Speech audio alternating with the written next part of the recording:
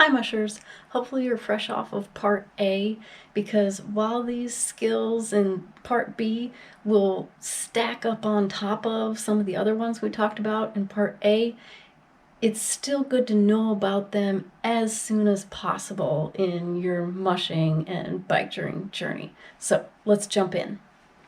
Cornering in general, and especially with a dog attached, is a skill with endless variability and room for practice and improvement. Because it's not just one skill. It's your braking, it's your body positioning, sometimes it's pedaling as well, if possible, in that corner and you're trying to go faster. And it's all of those things combined together for different types of corners. Because corners can be uphill, they can be downhill, they can be flat, they can be bermed, they can be connected into S-turns, they can be tighter turns or wider arcs.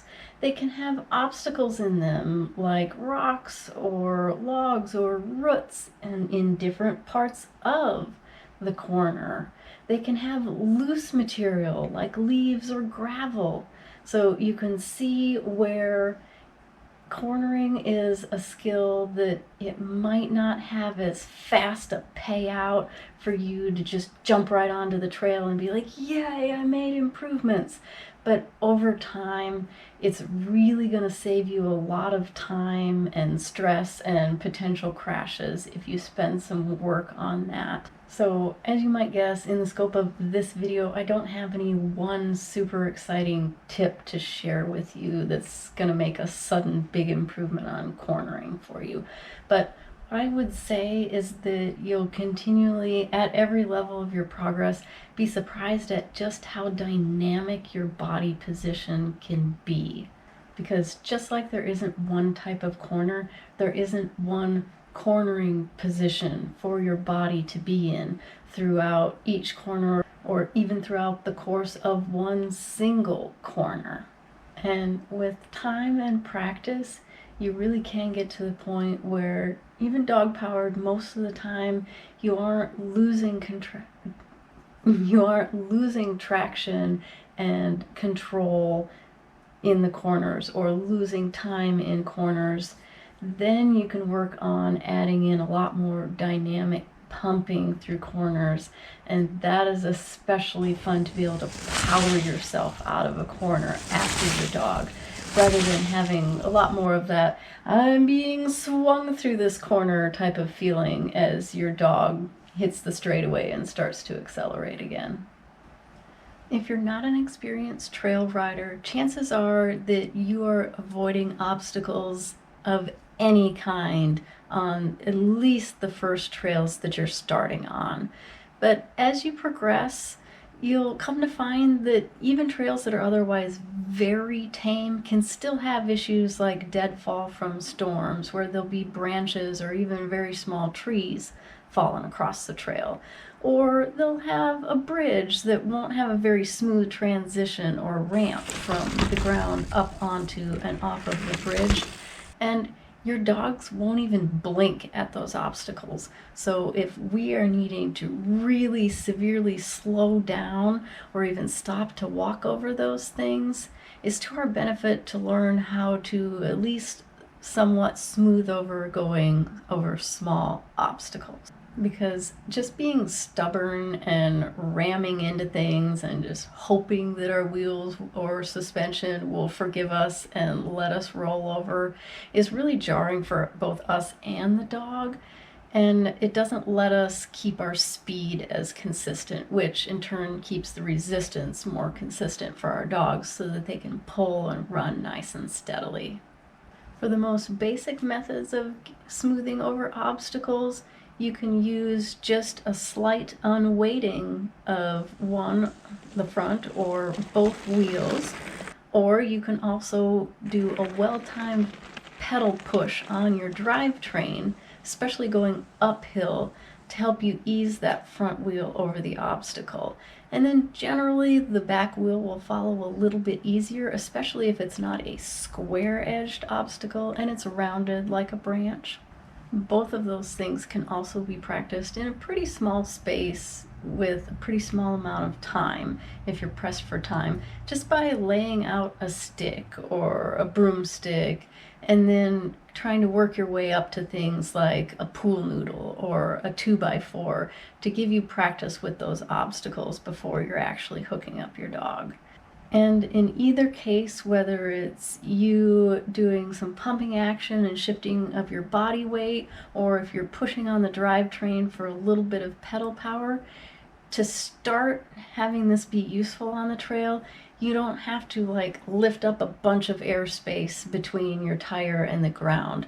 Just getting it raised up a little bit so that it's higher up on the object when it hits it will help things go a lot smoother while you're learning to get more fluid and really purposely lifting the front wheel and then the back wheel to get over obstacles more smoothly. There's always limits though to the size of the obstacle and the fact that you can probably only get up to about a moderate speed with those working well and not feeling jarring or risking causing a crash as you're going over. So that is why it is important to practice solo, because you also need to check your bike itself too to make sure that you are developing a good visual sense of the size of an object and shape of it that you can get over and not hit your chain ring or your bash guard. And longer term, what that dialed in timing and pressure through your feet and pumping action can lead to is something called bunny hopping, where you're actually jumping up over the object. You might skim it and actually touch it the whole entire time, or completely clear it. And that can be really fun to do for a really well-oiled bike touring team. And don't forget that some of your obstacles aren't necessarily raised up out of the ground.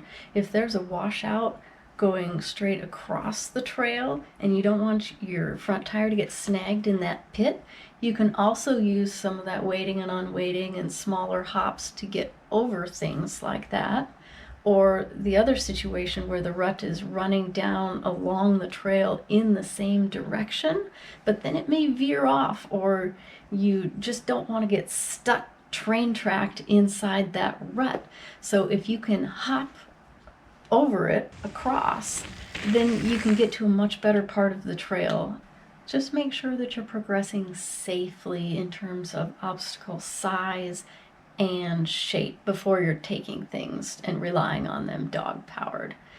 Rounded objects are always going to be more forgiving of situations, even when they're wider, where your rear tire might not completely clear the obstacle before getting to the ground again, but if it's rounded, it can just continue to roll down and not be as sketchy of a situation. Things that are more problematic are narrower objects that are raised up off the ground, even just a little bit. Say it's more of a branch or a stick across the trail, and it's not even half the height that your dog would jump in agility, so they're just going to sail right over. But if you get your front wheel over and fail to clear your back wheel and it gets hung up on that, that is a really bad situation. You are not going to just continue to roll up and over and down off of that. So take care with that. Last but not least, I'd like to draw your attention to something you might not have considered learning at all, much less prioritizing, and that's kind of the human version of a stay. And why that's important is because you don't want to have to get off of your bike every single time your dog pauses or stops completely to the point where you can't keep balance from forward momentum. Track standing is a huge convenience, and it also adds some safety too, because it really just allows you to be able to pause and think in some situations where otherwise you might have bailed if you weren't able to track stand. Some on-trail examples include group runs when you're trying to stay together rather than race each other, or just encountering other trail users that happen to be out there And sometimes it's really nice to be able to track stand for a moment and try to get a better read on a situation when there's a strange dog on the trail ahead of you, to decide if you can execute a pass safely and confidently between both parties, or if you maybe even need to go as far as pulling over and walking up and standing next to your dog and putting a hand on them. It also lets you be able to pause and restart again when you're climbing if momentum stalls out, and not necessarily having to put a foot down in between and risk having your feet off the pedals and your dog seeing something and darting away while you're still, trying to get back on and reconfigured. So it's handy for that. It's also really important if you're really wanting to be competitive racing. When you're in the start gate, if you can be on your pedals and ready to put the power down at your power position for those pedals when you're ready to go, rather than still having one foot on the ground and needing to get everything situated. So all of that sounds great, but what actually is it? Because we know we can't just completely freeze on a bike. We're going to fall over.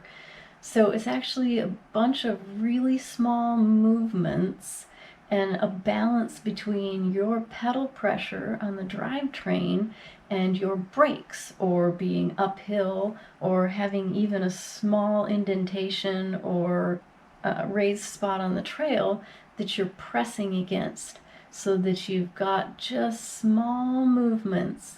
And side to side as well can be helpful, and it just keeps you in one place so that you're not going to be running over the line that your dog is attached to, but you also don't have to put a foot down.